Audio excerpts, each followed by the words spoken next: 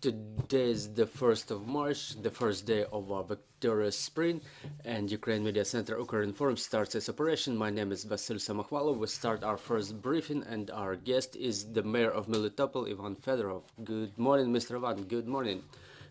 Mr. Ivan, as to the situation in the city, Melitopol is one of the key cities for the Russians for the land corridor from Crimea to the temporarily occupied territories of Donbass.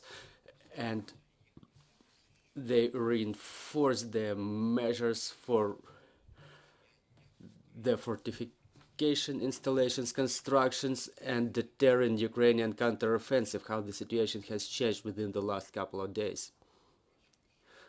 We see that our guest has disappeared, maybe due to the air raid alert. We will reestablish the connection. Mr. Van, have you heard my question? I apologize, but no.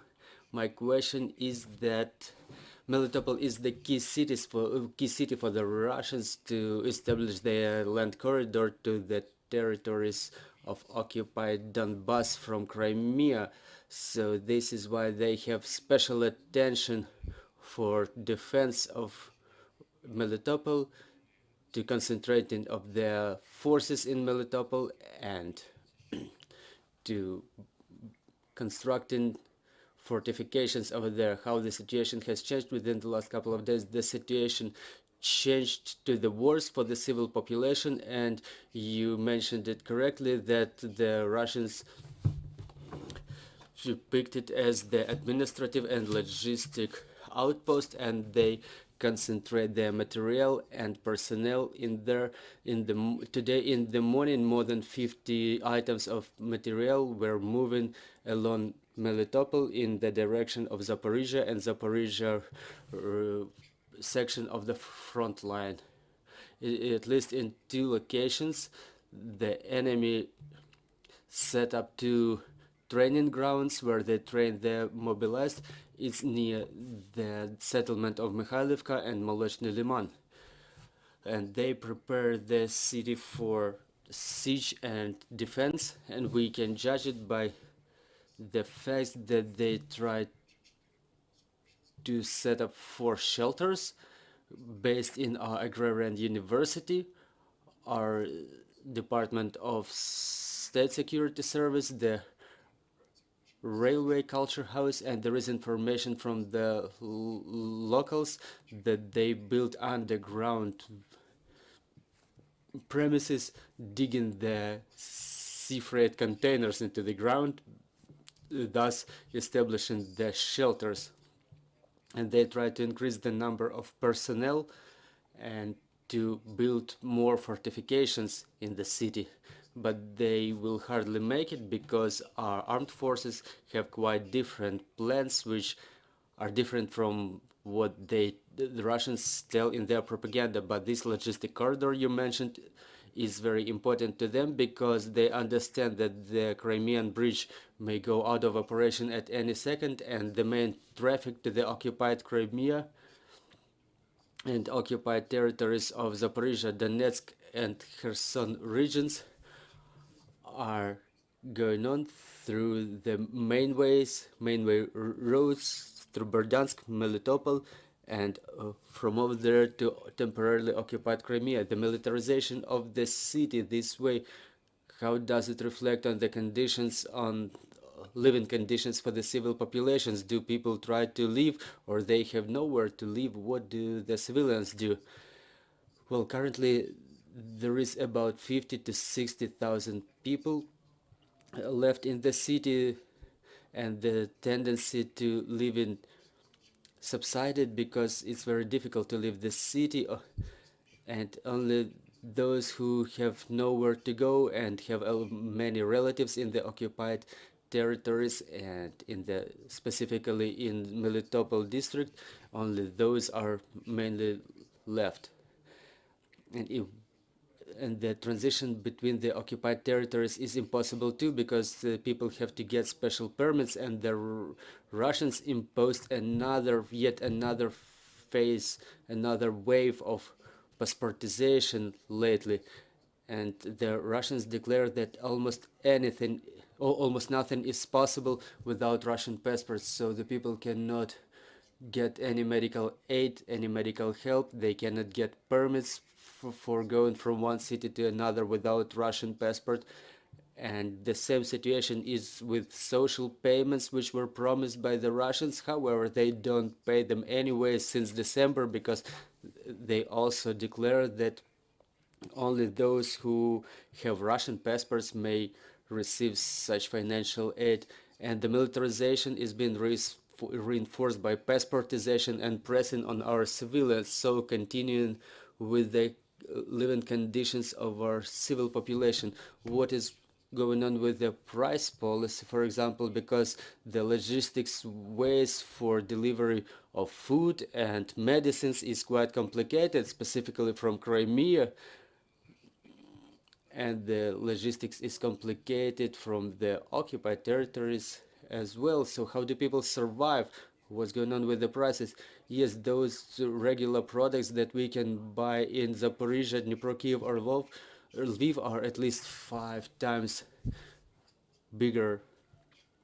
For example, a kilogram of meat may cost 500, 600 rubles or hryvnias, because the Russians equalized the exchange rate of hryvnia to ruble. And the range of products is quite narrow, which affects a lot the people who suffer from chronic diseases, and the medicines cost a lot anyway in the pharmacies. And the situation is being worsened by the fact of absence of any jobs, because more than 50% of the businesses don't work. So how do people survive is as follows. The government of Ukraine performs all their obligations in the occupied territories. For the citizens who do not collaborate, they are being paid special pensions, salaries, and social payments to the including those who are employed by the businesses who are currently idle. And we understand that aid may be not enough. And when we talk about liberation of the occupied territories, we say that we have to liberate, first of all, our citizens who are left in temporary occupation. Please, questions on the floor. Irina Mamshur, Ukrinform. Good afternoon. I would like to continue with the subject of the civilians. Do you have any information about the number of civil hostages which we were able to liberate thanks to the latest prisoners exchange lately, or totally apart from those we know, like the mayor of Energodar Samoyduk? Do you have any information about the number of civil hostages that we were able to liberate thanks to the exchanges? And I will have another question later. Unfortunately, according to the information I have, the enemy doesn't want to exchange any civilians. Those are just single cases, like you mentioned, Samoyduk, Tami, and there are just separate cases when they give us away our civilians. The enemy tries to trade them, and they ask the relatives to pay money to let the civilians out of imprisonment. And unfortunately, the relatives, they try to succumb to those conditions, and the enemy sometimes, or even often, they circumvent those people, taking the money without letting people out. So we coordinate with the relatives of civil hostages which are currently in prisons. We have a relevant register, and Mr. Dmitro Lubinets, our Commissioner for Human Rights, he works with that register and stands for the interests of all the prisoners, including civilians. But unfortunately, the ball is at the enemy's field, and they don't want our civilians go. So within the year of temporary occupation, at least 1,000 locals were imprisoned, and half of them were imprisoned for a term from 2 days to 2 months. But there are cases when our people stay prisoners in Russia, all around continental Russia, and nothing is known about them. So you don't have any specific figure. We read about the 1,000 that they are in confinement cells in Russia. So as for what I understand, you don't have any specific statistics about them. So another question I wanted to ask is there any information, and is it possible to get any information about the Ukrainian school children? Do they have access to any remote education? Is it real? Is it possible? Yes, they have access to remote study. There are dozens of Melitopol school children who stay in the temporarily occupied territories, but they continue studying in Ukrainian schools, either for external study. Why it's not remote study? Because it's very difficult to study online being located in Melitopol. So children who stay in Melitopol, they just take the tasks from schools, and then they pass the exams for certain subjects with specific teachers again. Okay, another question is, do you know of any again? Okay, another question is, do you know of any activity of Russians related to the elections in Russia? You mentioned that in Balitsky there were some deputies who were supposed to be responsible for that. So are there any movements in Melitopol in this regard? And if so, what are they? Is it reinforcement of this passportization that you mentioned, and how does it reflect on our civilians, on the inhabitants of Melitopol?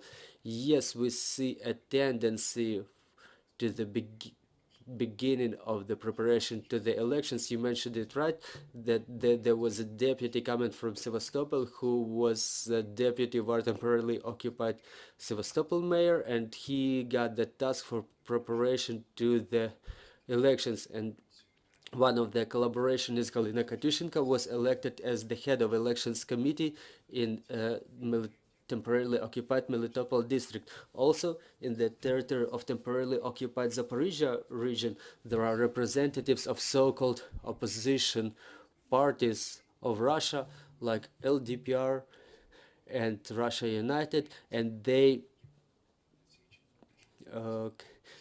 perform some propaganda actions in preparation to the elections, which clearly indicates that they want to